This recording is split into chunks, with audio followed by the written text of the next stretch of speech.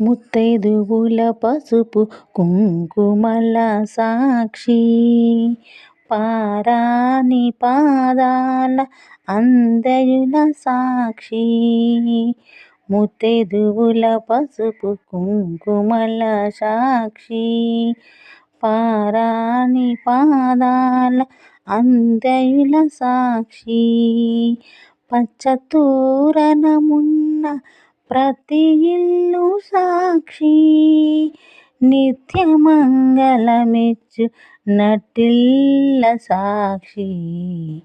పచ్చతోరణమున్న ప్రతి ఇల్లు సాక్షి, నిత్యమంగళమిచ్చు నట్టిల్ల సాక్షి.